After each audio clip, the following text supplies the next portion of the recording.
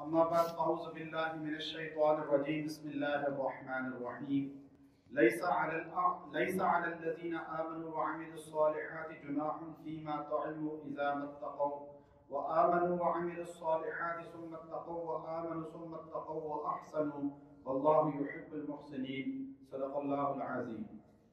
یہ آیت کریمہ 7ویں پارے کی ہے۔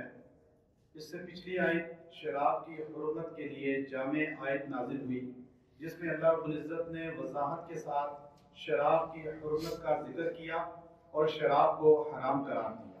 اس کے بعد عالم یہ تھا کہ مدینہ منورہ میں جب شراب کی حرمت کی آیت کریمہ یہ نازل ہوتی ہے تو صحابہ کرام نے اپنے گھروں میں شراب کے مٹکے جو بھرے ہوئے تھے، جو کہ پہلے حلال تھی، حرام نہیں تھی، پہلے ممنوع نہیں تھی، تو وہ مٹکے بھرے ہوئے تھے۔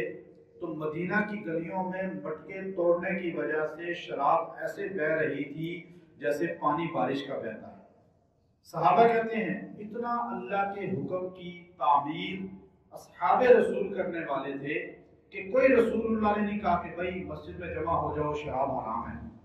آپ نے کسی کو جمع کر کے یہ اعلان نہیں کیا، آپ نے کسی کو حکم نہیں دیا کہ بھائی شراب جو پیے گا اس کو دورے مارے جائیں گے، کیونکہ شراب پینے والے کو 80 کوڑے مارنے کا شریعت میں حکم ہے۔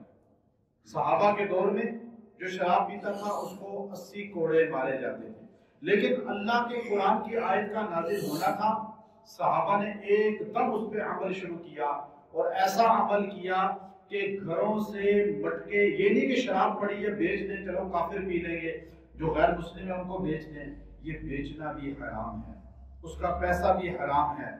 وہ پیسہ جو جسم کھائے گا وہ جسم بھی جہنم کے اندر چلے گا۔ اس لیے صحابہ نے پیا بھی نہیں، صحابہ نے اس کو نہ بیچا نہ ذاتی استعمال کیا، بلکہ صحابہ کرام نے مٹکے توڑ کے اس کو گندگی میں بہا دیا، کیونکہ قرآن نے اسے رجس کہا، ناپاک کہا، گندی چیز کہا۔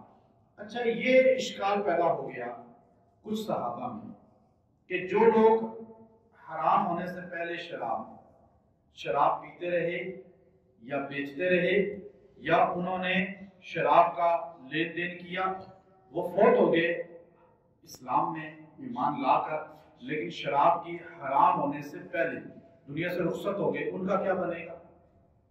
وہ تو شراب حرام نہیں ہوئی تھی، تو وہ تو شراب پیتے بھی تھے یا بیچتے بھی تھے، تو اب ان کے گھروں میں بھی شراب تھی اس وقت، تو اب ان لوگوں کے ساتھ کیا معاملہ ہوگا جن لوگوں نے اس حالت میں پہلے دنیا سے رخصت ہو گئے؟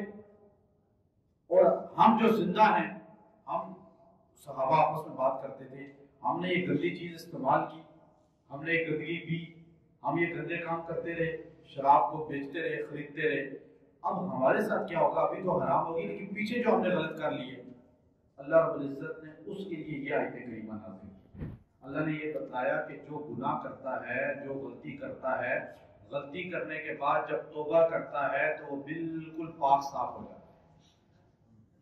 پھر اسے یہ نہیں ہے کہ آپ اسے کہیں گے تم تو وہ تھے، تم نے تو یہ غلطیاں کی، تم تو یہ کام غلط کرنے والے تھے۔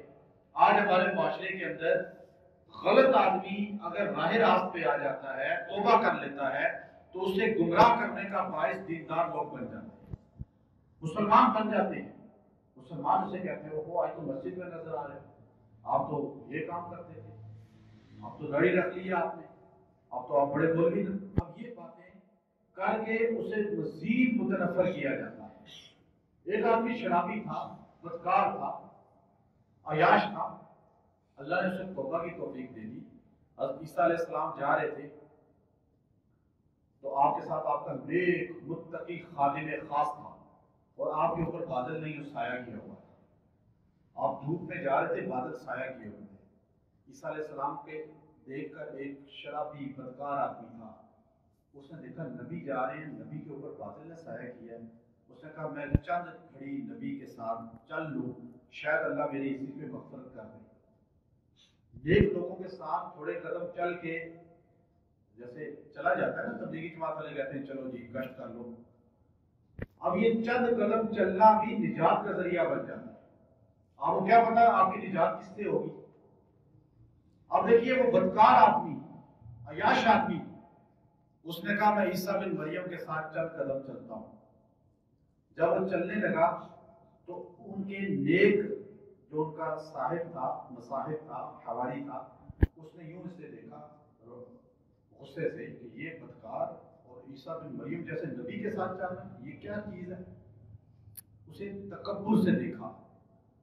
اللہ نے عیسیٰ بن مریم پہ وحی کا نزول کیا. عیسیٰ آپ کے ساتھ دو آدمی ہیں، ایک آپ کا پکا ساتھی، آپ کا صحابی نیک متقی تہجد گزار، دوسرا آپ کے ساتھ آپ کا امتی ہے لیکن ہے بدکار گناہ گار. آپ ان دونوں کو میری طرف سے حکم صادر کر دیں، دونوں اپنے عمل نئے سرے سے کرو.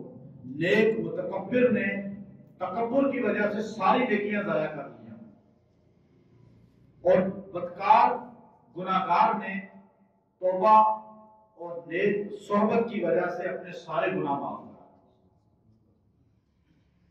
دیکھیے نا، علم کا تکبر مال کے تکبر سے زیادہ خطرناک ہے. جو انسان کے اندر ہوتا ہے نا، آج ہمارے معاشرے میں لوگ کہتے ہیں ہمیں بہت آتا ہے، اور تنقید کرنا اپنا فرض منصبی سمجھتے ہیں دین والوں پہ.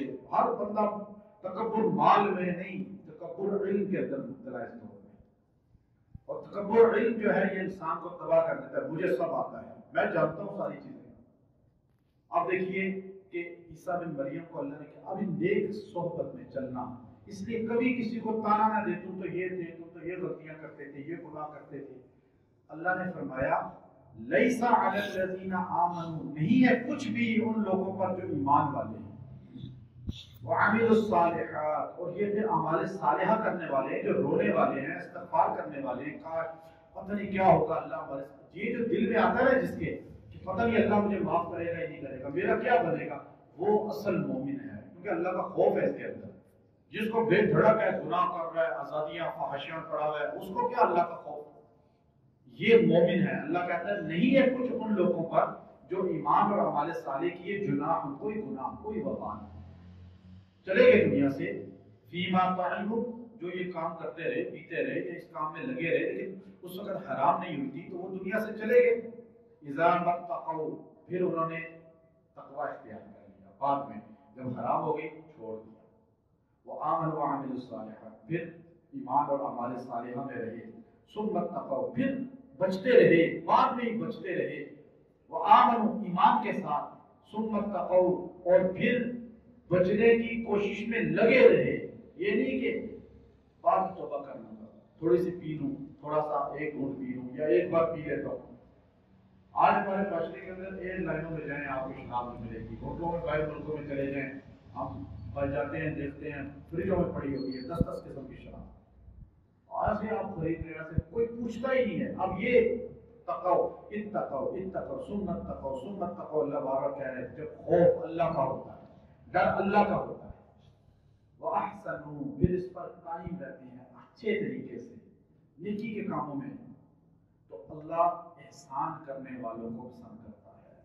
اللہ احسان کرنے والوں کو، اللہ تعالیٰ نے گویا کہ ہمیں بتلایا کہ برائی کسی آدمی کے اندر بھی تھی اور اللہ نے اس کو توبہ کی توفیق دی تو برائی کی اس کا پھر ذکر نہ کریں. فوت ہو جائے اس کا برائی سے ذکر نہ کریں. اگر ایک آدمی کے اندر برائی ہے تو آپ اس کی برائی کا ذکر نہ کریں، اس کی کوئی خوبی لے لیں. ایک خوبی کا ذکر کریں گے اللہ تعالیٰ اس کو. اب دیکھیے امام ابو حنیفہ، امام شافعی، امام احمد، امام مالک، پھر اس کے بعد امام بخاری، دیگر ائمہ، پھر اس کے بعد اولیاء اکرام، ان ساروں کی زندگی کا یہی اصول تھا کہ آج آپ دیکھیے 40 سال تک نافرمانی کی زندگی گزارنے والا عبداللہ بن مبارک ابو حنیفہ رحمۃ اللہ علیہ کی صحبت میں آپ کے ولی کامل بن گئے. 40 سال جو گزرے کوئی نہیں ذکر کرتا، لیکن بعد میں وہ کیا ہے، آج سرتاج ہیں، امام المحدثین ہیں. امام بخاری بھی فرماتے ہیں امیر المومنین فی الحدیث ان کو. فضیل ابن ایاس کیا بن گئے، بشر خافی کیا بن گئے، خاطب العصم کیا بن گئے، معروف کرخی کیا بن گئے. یہ ولیوں کی زندگی ہے ہمارے سامنے، کیا سے کیا بن گئے. اس لیے آج کا نافرمان کوئی پتہ نہیں کل جنید جمشید جیسا ولی بن جائے. آپ اسے کہہ سکتے ہیں ناچنے گانے والا ہے، اور نیک اور متقی کو بھی آپ نہیں کہہ سکتے کل کو وہ اسلام سے ہی محروم ہو جائے، مرتے وقت کلمہ ہی نصیب نہ ہو. اس لیے خاتمہ بالایمان کی دعا کرنی چاہیے اور دوسروں کے عیوب سے پردہ پوشی کرنی چاہیے اور اپنی عاقبت کی فکر کرنی چاہیے. یہی چیز ہے. اللہ عمل کے